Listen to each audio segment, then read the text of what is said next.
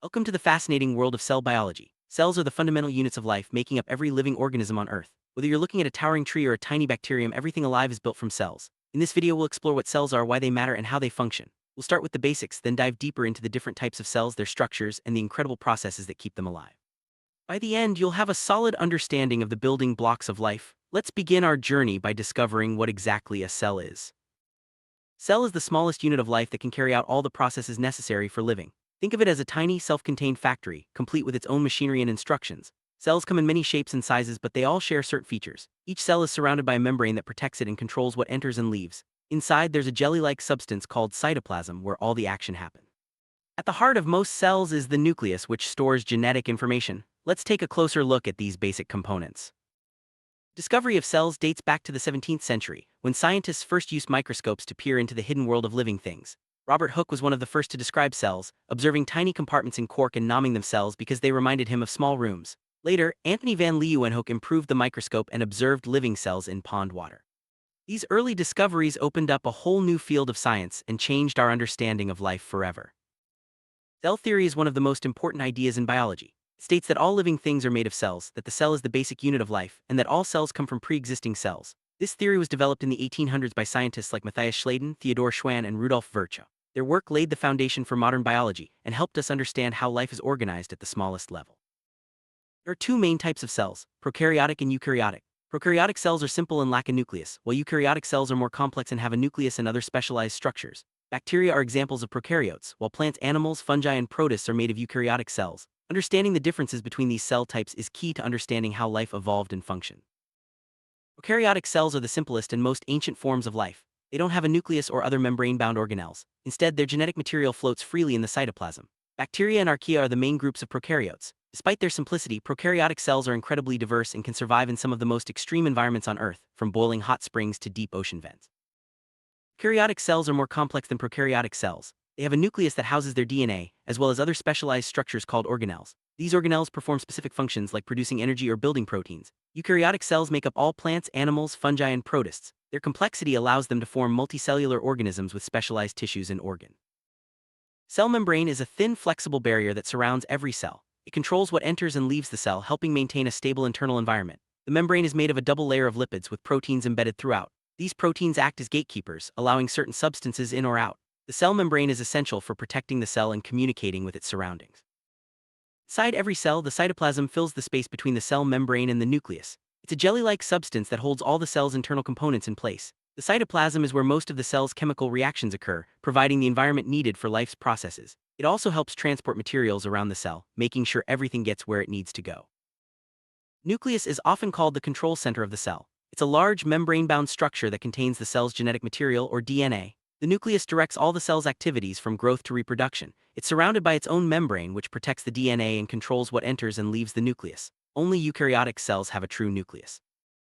Organelles are specialized structures within eukaryotic cells that perform specific functions. Think of them as the organs of the cell, each with its own job. Some organelles produce energy, others build proteins, and some store materials. The main organelles include mitochondria, endoplasmic reticulum, Golgi apparatus, lysosomes, and more. Let's explore what each of these organelles does. Mitochondria are often called the powerhouses of the cell. They convert nutrients into energy that the cell can use to carry out its functions. This process is called cellular respiration. Mitochondria have their own DNA and can even reproduce independently within the cell. Without mitochondria, cells wouldn't have the energy they need to survive. Endoplasmic reticulum, or ER, is a network of membranes within the cell. It comes in two forms: rough ER, which is covered in ribosomes and helps make proteins, and smooth ER, which makes lipids and detoxifies chemicals. The ER acts like a factory and highway, producing important molecules and transporting them throughout the cell. Golgi apparatus is like the cell's post office. It receives proteins and other materials from the ER, modifies them, and then packages them for delivery to their final destinations. The Golgi apparatus ensures that everything made in the cell gets where it needs to go in the right form and at the right time. Lysosomes are the cell's cleanup crew. They contain powerful enzymes that break down waste materials, old cell parts, and even invading bacteria. By digesting and recycling these materials, lysosomes help keep the cell clean and healthy. Without lysosomes, cells would quickly become cluttered and unable to function properly. Ribosomes are tiny structures found in all cells. They are responsible for building proteins by linking together amino acids in the correct order. Some ribosomes float freely in the cytoplasm, while others are attached to the rough ER. Proteins made by ribosomes are essential for almost every function in the cell. Plant and animal cells share many features, but they also have important differences. Plant cells have a rigid cell wall, chloroplasts for photosynthesis, and large central vacuoles for storage. Animal cells lack these structures but have other unique features. Understanding these differences helps explain how plants and animals function in their environments. The cell wall is a strong, rigid layer found outside the cell membrane in plants, fungi, and some bacteria. It provides structural support and protection, helping cells maintain their shape. In plants, the cell wall is made of cellulose, a tough carbohydrate. Animal cells do not have a cell wall. Chloroplasts are found only in plant cells and some algae. They capture energy from sunlight and use it to make food through photosynthesis. Chloroplasts contain a green pigment called chlorophyll, which gives plants their color. Without chloroplasts, plants couldn't produce the energy they need to grow. Central vacuole is a large, fluid-filled sac found in plant cells. It stores water, nutrients, and waste products. By maintaining internal pressure, the vacuole helps keep the plant cell firm and supports the plant structure. Animal cells may have small vacuoles, but only plant cells have a large central vacuole. Cells reproduce by dividing. There are two main types of cell division, mitosis and meiosis. Mitosis produces two identical daughter cells, allowing organisms to grow and repair tissues. Meiosis, on the other hand, creates cells with half the usual number of chromosomes, which is important for sexual reproduction. Both processes are essential for life. Mitosis is the process by which a cell divides to produce two identical daughter cells. It's how organisms grow, heal wounds, and replace old cells. Mitosis involves several steps: prophase, metaphase, anaphase, and telophase. Each step ensures that the genetic material is copied and distributed evenly to each new cell. Meiosis is a special type of cell division that produces gametes, sperm and egg cells with half the usual number of chromosomes. This reduction is crucial for sexual reproduction, ensuring that offspring have the correct number of chromosomes. Meiosis increases genetic diversity, which is important for evolution and adaptation. DNA, or deoxyribonucleic acid, is the molecule that carries genetic instructions for life. It's found in the nucleus of eukaryotic cells and floats freely in prokaryotes. DNA contains the code for building and running the cell. When cells divide, they copy their DNA so each new cell has the same instructions. RNA, or ribonucleic acid, helps turn the instructions in DNA into proteins. The process starts with transcription, where a copy of the DNA code is made into RNA. Then, during translation, ribosomes use this RNA to build proteins. Proteins are essential for almost every function in the cell, from structure to signaling. Cellular respiration is the process by which cells convert food into usable energy. This process mainly takes place in the mitochondria. Glucose and oxygen are used to produce ATP, the cell's main energy currency. Without cellular respiration, cells wouldn't have the energy to carry out their vital functions. Photosynthesis is how plants, algae, and some bacteria make their own food. They use sunlight, carbon dioxide, and water to produce glucose and oxygen. This process takes place in chloroplasts. Photosynthesis not only feeds the plant but also produces the oxygen we breathe, making it essential for life on Earth. Cells constantly communicate with each other to coordinate activities and respond to their environment. They use chemical signals like hormones to send messages. Receptors on the cell membrane receive these signals and trigger responses inside the cell. Communication is vital for processes like growth, immune response, and development. Cells need to move materials in and out to survive. The cell membrane controls this transport through processes like diffusion, osmosis, and active transport. Some substances move freely while others require energy or special proteins. These transport mechanisms ensure that cells get nutrients and remove waste efficiently. Diffusion is the movement of molecules from an area of high concentration to an area of low concentration. It's a passive process, meaning it doesn't require energy. Diffusion helps cells take in nutrients and get rid of waste products. It's one of the simplest and most important ways cells interact with their environment. Osmosis is a special type of diffusion that involves water. Water moves across the cell membrane from areas of low solute concentration to high solute concentration. Osmosis helps cells maintain the right balance of water, which is crucial for their survival. Too much or too little water can damage or even kill a cell. Active transport is the movement of substances across the cell membrane using energy. Unlike diffusion, active transport can move materials against their concentration gradient, from low to high concentration. This process is essential for cells to take in nutrients and remove waste, especially when conditions aren't ideal. The cell cycle is the series of events that cells go through as they grow and divide. It includes phases like growth, DNA replication, and division.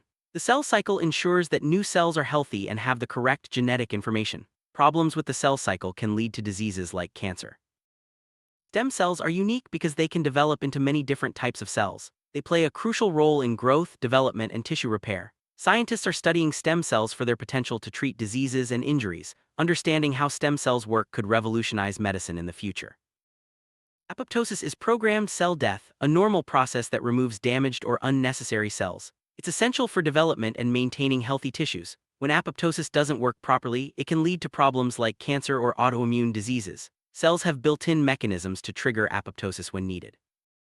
In multicellular organisms, cells become specialized to perform specific tasks. For example, muscle cells contract to produce movement, while nerve cells transmit signals. Specialization allows organisms to develop complex structures and functions. This process begins early in development and is guided by genetic instructions. Specialized cells group together to form tissues like muscle or nervous tissue. Tissues then combine to create organs such as the heart or brain. This organization allows multicellular organisms to carry out complex functions and survive in diverse environments. Each level of organization builds on the one before it. Homeostasis is the ability of cells to maintain a stable internal environment. Cells constantly adjust their activities to keep conditions just right, despite changes outside. This balance is crucial for survival and involves processes like temperature regulation, pH balance, and nutrient uptake. Cells can adapt to changes in their environment by altering their structure or function. For example, muscle cells grow larger with exercise, and skin cells produce more pigment when exposed to sunlight. Adaptation helps cells survive and thrive in different conditions. As cells age, they gradually lose their ability to function properly. This process is called cellular aging. Over time, damage accumulates in the cell's DNA and organelles, leading to slower growth and increased risk of disease. Understanding cellular aging is important for studying health and longevity. Many diseases are caused by problems at the cellular level. For example, cancer results from uncontrolled cell growth, while genetic disorders are caused by mutations in DNA. Understanding how cells work helps scientists develop treatments and cures for these diseases. Microscopes are essential tools for studying cells. Light microscopes allow us to see basic cell structures, while electron microscopes reveal even smaller details. Advances in microscopy have revolutionized our understanding of cell biology, making it possible to observe living cells in action. Today, cell biology is a rapidly advancing field. Scientists use powerful tools like genetic engineering, molecular imaging, and computer modeling to study cells in greater detail than ever before. These advances are leading to new discoveries about how cells work and how we can use this knowledge to improve health and treat disease. Understanding cell biology is essential for many fields, from medicine to agriculture. It helps us understand how living things grow, develop, and respond to their environment. Advances in cell biology have led to breakthroughs in treating diseases, improving crops, and even developing new technologies. We've covered the basics of cell biology, from the discovery of cells to the latest advances in the field. Cells are the building blocks of life, and understanding how they work helps us unlock the mysteries of living things. Whether you're interested in health, science, or the natural world, cell biology offers endless opportunities for discovery. Thanks for joining us on this journey through the microscopic world of cells.